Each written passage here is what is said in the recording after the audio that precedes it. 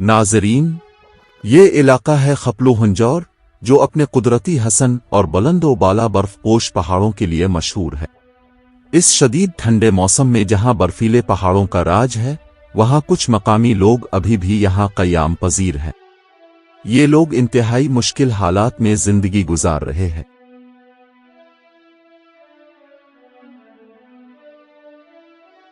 यहाँ के तमाम घर खालिस मिट्टी और पत्थर से बनाए गए हैं।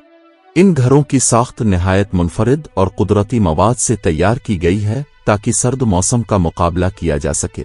मिट्टी और पत्थर से बने ये मकानात न सिर्फ कुदरती तौर पर सर्दी से बचाव फराहम करते हैं, बल्कि उनका डिजाइन भी मकामी माहौल के मुताबिक होता है। ये घरों की दीवारें गरमाइश के लिहाज से बेहतरीन होती हैं और बर्फबारी के दौरान मजबूत और पायदार रहती हैं।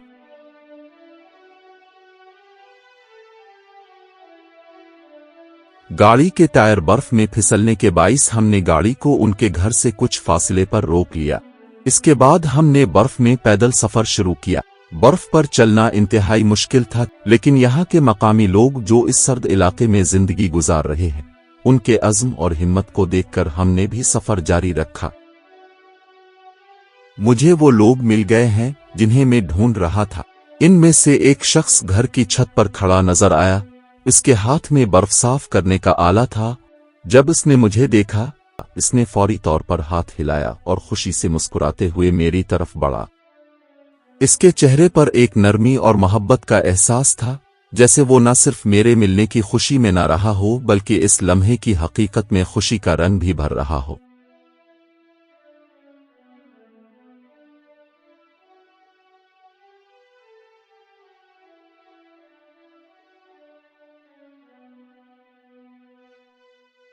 एक लड़का जो याक चरा कर वापस आ रहा था, मुझे दौड़ से सलाम किया और मुझसे हाथ मिलाने के लिए करीब आया। इसके चेहरे पर खुशी की मुस्कुराहट थी और उसका जोश और जोशीला अंदाज एक खूबसूरत तासुर छोड़ गया। जैसे इस लम्हे में वो मुझे न सिर्फ अपने करीब महसूस कर रहा हो, बल्कि एक खास ताल्लुक और मोहब्बत का इजहार कर रहा हो।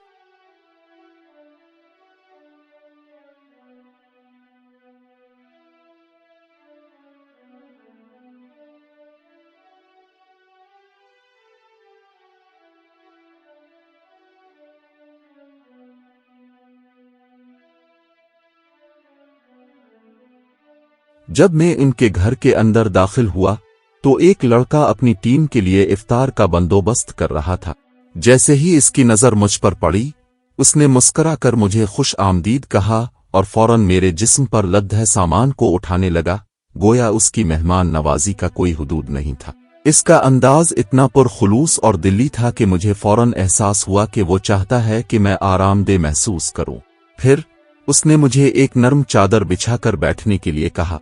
चादर पर बैठते हुए मुझे एक सुकून और इत्मीनान का एहसास हुआ। जब एक लड़का चाय बनाने के लिए बर्फ लेकर घर के अंदर दाखिल हुआ, तो मैं वाकई हैरान रह गया। ये मंजर मेरी आंखों के सामने था और मैं सोच रहा था कि ये लोग कितनी मशक्कत वाली जिंदगी गुजार रहे हैं। मुझे यकीन नहीं आ रहा था कि ये सब हकीकत है और मैं अपनी आंखों से ये सब देख रहा हूं। ये सब कुछ इतना अजीब लग रहा था कि ऐसा महसूस होने लगा जैसे मैं कोई ख्वाब देख रहा हूं। ये मंजर इतना मुतासिर कुन था कि मेरे दिल में इन लोगों की मेहनत और मुश्किलात की कदर पैदा हुई। जब जिंदगी की मामूली जरूरतों को पूरा करने के लिए इतनी मेहनत करनी पड़ती है, तो इंसान को अपनी सहूलतों और आसाइशों की हकीकत का एहसास होता है।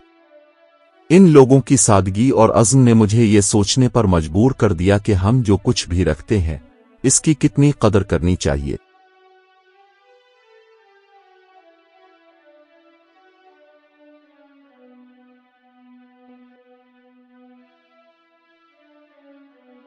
धूप का निकलना इनके लिए किसी खुशी से कम नहीं होता, क्योंकि वो इस धूप का फायदा उठाकर बर्फ को साफ करते हैं ताकि उनकी छत महफूज रहे और उनकी रोजमर्रा की सरगर्मियां मामूल पर आ सकें। परेशानी हो دیگه چی مسئله باید؟ نه چون جوسه تو میشونه زجاج کال میشو هر چیز نو چطور شو فورا من یک که گذاره به یک اون کیا چی عذاب سامو تو چی که جو تات جو جو زیاد بنا کھاؤ مناتی پورا ہنجور یار کیا پورا رجو یا کہ چھکا میاں گزارا بنجو نہ دلنگ نیمو شہر بنجو نیمو شہر بنے ہے جو کھا جو سے نہ لگا مینو چھچو زرات گوبر کے اوپر سے برف ہٹانا ان علاقوں میں ایک معمول کا کام ہے جہاں سردیوں میں شدید برف باری ہوتی ہے۔ یہ کام اس لیے ضروری ہوتا ہے کہ گوبر جو ایندھن کے طور پر استعمال ہوتا ہے برف میں ڈوب کر گیلے ہو جاتا ہے اور اس کا استعمال مشکل ہو جاتا ہے۔ جب گوبر پر برف جم جاتی ہے تو اس سے نہ صرف گوبر کا خشک ہونا مشکل ہوتا ہے بلکہ اس کا جلنا بھی مشکل ہو جاتا ہے۔ ان علاقوں میں جہاں دیگر ایندھن کی کمی ہوتی ہے لوگ گوبر کو خشک کر کے اس کا استعمال کرتے ہیں۔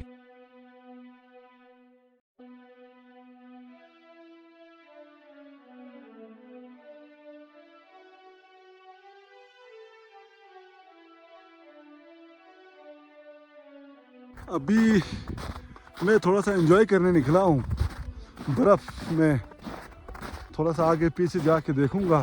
ایک جگہ پہ بیٹھنے سے ٹھنڈ بڑھ جاتی ہے، ٹھنڈ محسوس ہوتا ہے، اس وجہ سے میں نے فیصلہ کیا میں ادھر ادھر تھوڑا واک کروں گا تاکہ جو ہے نا واک کی وجہ سے جسم گرم ہو جائے۔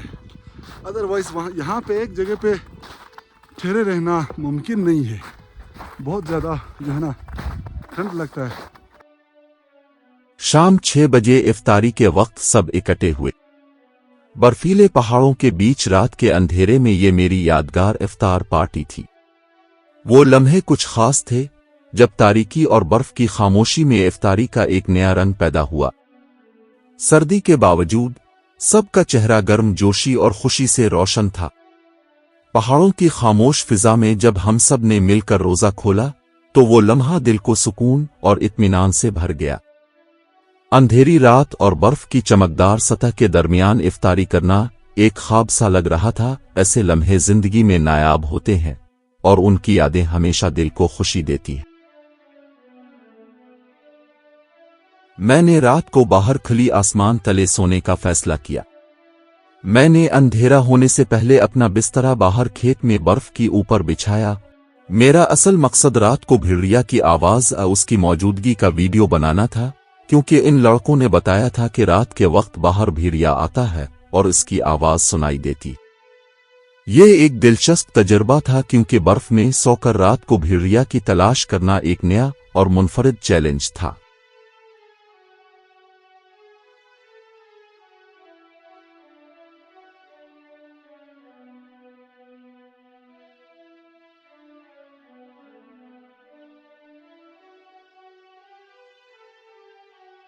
سردی کی شدت -28 ڈگری سیلسیس سے بھی زیادہ تھی۔ اس اتنی شدید سردی میں نے اپنی چہرے کو ڈھانپ لیا تاکہ کسی بھی جانور کے حملے کی صورت میں چہرے کو محفوظ رکھا جا سکے۔ برف سے ڈھکی زمین اور شدید سرد ہوا میں یہ ضروری تھا کہ جسم کے حساس حصوں کو بچایا جائے۔ اس کے بعد میں سونے کے لیے اپنے بسترے پر لیٹ گیا۔ باقی تمام لڑکے اپنے گھروں کے اندر چلے گئے کیونکہ ان کی ضروریات اور حالات بھی مختلف تھے، لیکن میں باہر ہی تھا، رات کی خاموشی میں، امید کرتا ہوا کہ وہ لمحہ آ جائے جب بھیڑیا کی آواز سننے کو ملے اور میری کوشش کامیاب ہو۔ یہ وہ لمحہ تھا جب قدرت کے ساتھ ساتھ انسانی دلیری اور حوصلہ بھی آزمایا جا رہا تھا۔ اتنی سردی میں باہر سونا اور خوف کے باوجود اپنے مقصد کو حاصل کرنے کی کوشش کرنا ایک یادگار تجربہ بن چکا تھا۔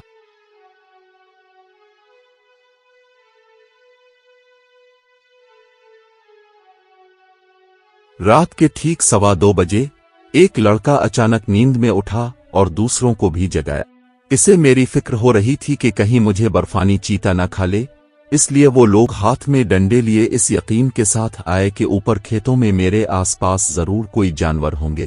وہ اس خوف میں مبتلا تھے کہ برفانی چیتا کوئی اور خطرناک جانور میری طرف آ سکتا ہے، اس لیے وہ میری حفاظت کے لیے احتیاطی تدابیر کے طور پر ہاتھوں میں ڈنڈے پکڑے رات کے اس پہر میری خیریت پوچھنے کے لیے اوپر کھیت میں آئے تھے۔ رات کے اس پہر جب میں سونے کی کوشش کر رہا تھا مجھے ایک عجیب سا احساس ہوا۔ میں نے سوچا کہ شاید کوئی جانور جیسے کہ بھیڑیا میرے قریب آ کر مجھے تنگ کر رہا ہے، لیکن جب میں نے گرد و پیش کو بغور دیکھا تو میں نے پایا کہ کچھ لوگ مجھے گھیرے ہوئے ہیں۔ गौर से देखा तो वो मेरे मकामी दोस्त थे जो मेरी खैरियत पूछने के लिए आए थे। इस लम्हे में एक अजीब सी सुकून और इत्मीनान का एहसास हुआ, क्योंकि उनकी मौजूदगी से मुझे ये यकीन हुआ कि मैं अकेला नहीं हूँ और वो मेरी हिफाजत के लिए वहां थे। उनकी फिक्र और मोहब्बत ने मुझे सुकून दिया और मैंने सोचा कि ये लम्हे कभी ना भूलने वाले हैं।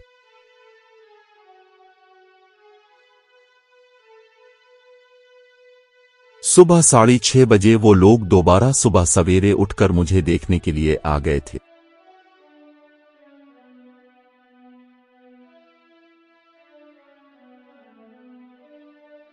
उन्होंने मेरे स्लीपिंग बैग के ऊपर से रात को पड़ी बर्फ साफ की और मुझे जगाया। उनका मकसद मेरी हालत को देखना और ये यकीनी बनाना था कि मैं ठीक हूं। फिर उन्होंने मुझे बताया कि नीचे घर के कमरे में आग जलाकर मेरे लिए गर्म रखा हुआ है। वो बहुत ख्याल रखने वाले थे और उन्होंने मेरे बिस्तरे को लपेटने में मेरी मदद की ताकि मैं आसानी से उठकर घर के कमरे में आ सकूं।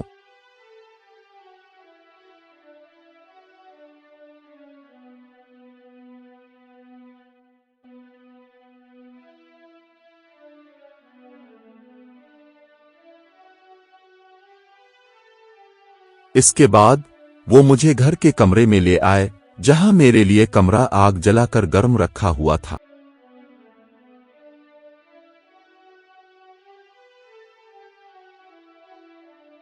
कमरा गर्म था। ये एक बहुत ही सुकूनदेह लम्हा था जब इतनी सर्दी और बर्फ के दरमियान उन लोगों की मोहब्बत और ख्याल ने मुझे राहत पहुंचाई।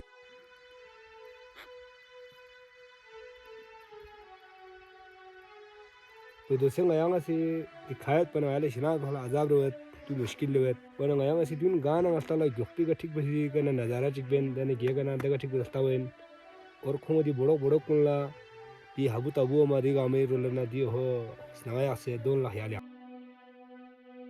मैंने इनके टीम को नीचे शहर में एक दावत का एहतमाम किया है। मैंने उनसे दरख्वास्त की कि मेरे साथ शहर की तरफ चली, जो कि उन्होंने कबूल कर लिया।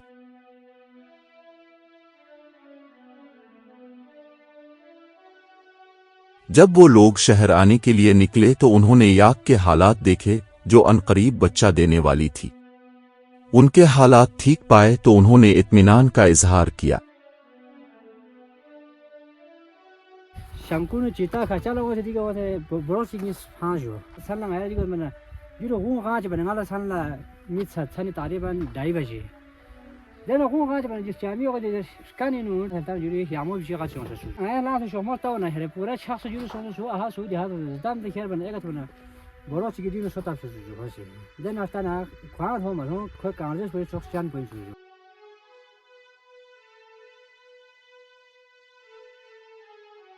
फिर याक को एक दिन के लिए पहाड़ों में छोड़कर वो लोग मेरे साथ शहर के लिए रवाना हुए। याक को छोड़कर मेरे साथ आना किया इनका ठीक फैसला था, कमेंट में जरूर बताना।